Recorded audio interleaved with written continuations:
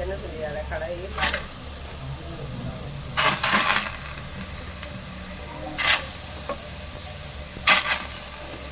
చెప్పొద్దు నా వాయిస్ వరి అంటే ఏమో నమ్మకం చెప్పు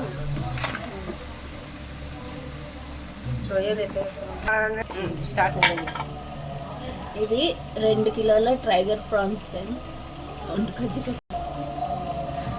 ఇవి 2 kgs ప్రాన్స్, పెద్ద ప్రాన్స్. ఇవి పెద్ద రొయ్యలు ఒలుచుకున్నాక మొత్తం పొట్టు తీసాక 1 kg వచ్చినాయి. వాటర్ అలా ఏం వేయకుండా డైరెక్ట్గా రొయ్యలు ఉప్పు పసుపు వేసి వాటర్ అంతా ఇరిగిపోయేంత వరకు మగ్గించుకోవాలి మూత పెట్టి సిమ్లో.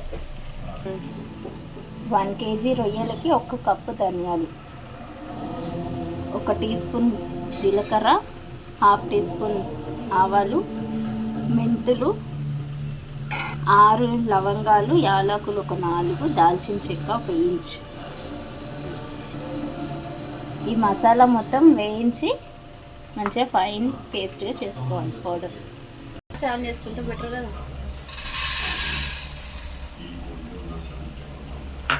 మసాలాలన్నీ లో ఫ్లేమ్లో పెట్టుకొని మంచిగా ఫ్రై చేసుకోవాలి.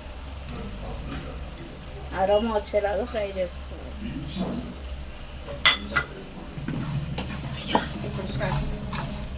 ఇలా కలుపుకుంటూ ఫ్రై చేసుకోవాలి మంచిగా మెల్లిగా. స్లిమ్ హైలో పెట్టొద్దు, ఫ్లేమ్ లోలోనే ఉంచాలి. ఒక 2 గడ్డల ఎల్లిపాయలు తీసుకొని ఒలిచి పెట్టుకోవాలి ఫ్రెండ్స్. లాస్ట్లో పచ్చడిలో కలుపుకుంటే బాగుంటుంది. ఇలా కొంచెం కలర్ చేంజ్ అయితే చాలు. ఇప్పుడు చెప్పు. ఇలా మంచిగా ఫ్రై చేసుకున్న తర్వాత వీటిని మిక్సీ పట్టుకోవాలి. మంచిగా ఫైన్ పౌడర్లా చేసుకోవాలి.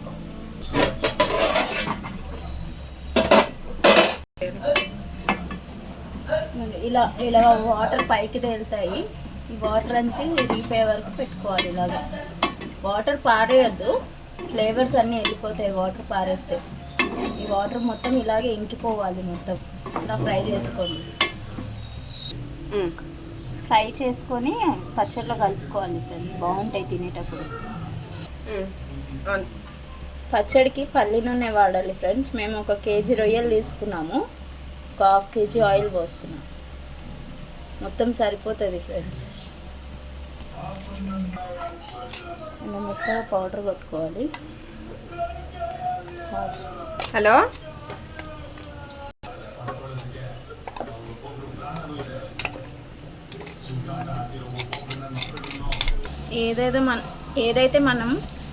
ఏదైతే మనం పచ్చడి చేయడానికి ఆయిల్ వేడి చేసుకుంటున్నామో దాంట్లోనే ఈ కాజు కూడా వేసి బ్రౌన్గా రోస్ట్ చేసుకోవాలి.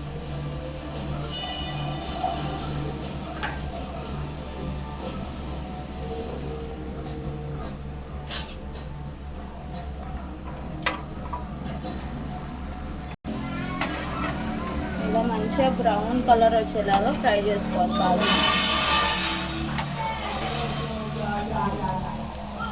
ఇలా ఫ్రై చేసుకొని పచ్చడి మొత్తం అయిపోయాక కలుపుకుంటే టేస్ట్ చాలా బాగుంటుంది. ఇందులో వాటర్ అన్నీ ఇరిగిపోయినాయి. వాటర్ ఇలా మొత్తం ఇంకిపోయేంత వరకు ఫ్రై చేసుకోవాలి వితౌట్ ఆయిల్ ఏమి వేయకుండా. పక్కన చట్నీకి ఆయిల్ వేడవుతుంది. 1 కప్ అల్లం పేస్ట్, ఓకే, 1 కప్ అల్లం పేస్ట్ ఆయిల్లో వేసుకొని, ఫ్రెష్ అల్లం పేస్ట్ ఇది ఫ్రెండ్స్. అల్లం మంచిగా సిమ్లో పెట్టుకొని మంచిగా ఫ్రై చేసుకోవాలి. వేస్తుంటే మంచి స్మెల్ వస్తుంది. రెడ్ కలర్ బ్రౌన్ కలర్ అవుతుంది అల్లం పేస్ట్. అలా అయినప్పుడు రొయ్యలు మంచిగా బ్రౌన్ కలర్ వచ్చేలాగా ఫ్రై చేసుకోవాలి ఆయిల్లో.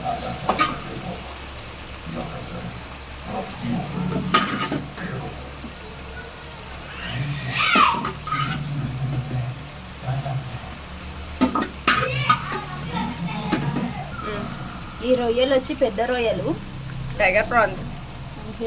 ఈ సైజ్ అయినాయి. మేము ఫ్రై చేసి అంతా ఉడికించేసరికి ఈ సైజ్ అయినాయి. ఆయిల్లో ఇంకేం చేంజ్ అవ్వవు. అంతే, ఎందుకంటే ఉడికించినాం కదా ఆల్రెడీ, దాంట్లో ఉన్న వాటర్ అంతా వెళ్ళిపోయింది. పచ్చడికి ఈ సైజు ఉంటేనే బాగుంటుంది రొయ్యలు, మరీ చిన్న సైజు అయితే బాగుండదు, అంత మంచిగా అనపడదు చట్నీ. మేము పచ్చడికి ఈ గ్లాస్ కొలత తీసుకుంటున్నాము. మనం పట్టుకున్న పౌడర్, మసాలా పౌడర్ వచ్చి 3/4 వచ్చింది. ఇది ఇందులో వేసుకుంటున్నాం. కారం, ఉప్పు అన్నీ కూడా ఇదే గ్లాస్తో కొలత పెట్టుకోవాలి 1 kg పచ్చడికి.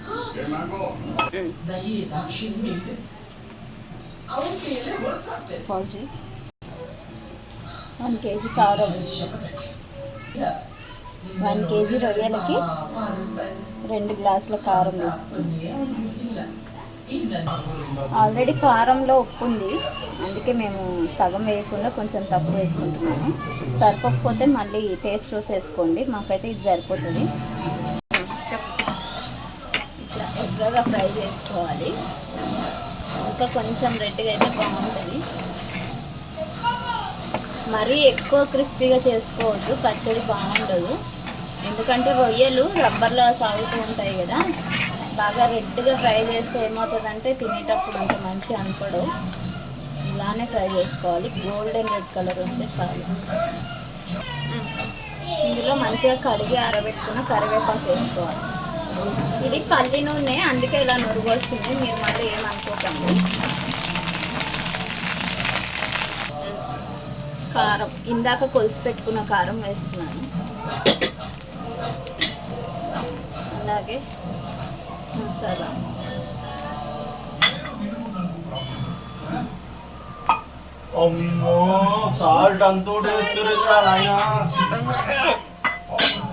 మంచిగా సిమ్లో పెట్టుకొని కొంచెం కారం ఫ్రై చేసుకోవాలి ఆయిల్లో, ఒక 2 నిమిషాలు అంతే. ఇంకా మనకు పచ్చడి రెడీ అయిపోతుంది. ఆయిల్ సరిపోతుంది మొత్తం మగ్గాక.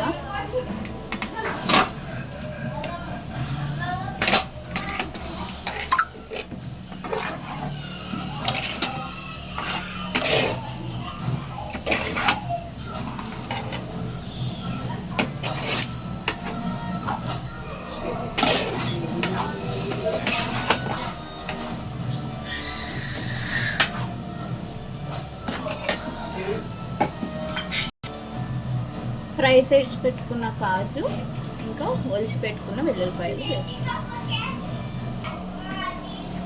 కలిపి వీటిని దించుకోవడం అంతే, అయిపోయింది. ఇలా ఒక బాక్స్లో స్టోర్ చేసుకొని చల్లగయ్యాక ఇందులో నిమ్మరసం యాడ్ చేసుకోవాలి. గ్లాస్ జార్లో ఫిల్ చేసి పెట్టుకుంటే ఇంకా చాలా రోజులు నిల్వ ఉంటుంది, 6 months. కానీ మా ఇంట్లో అందరు బాగానే తింటారు కాబట్టి 6 months ఏమి ఉండదు, మళ్ళీ పెట్టుకుంటాం.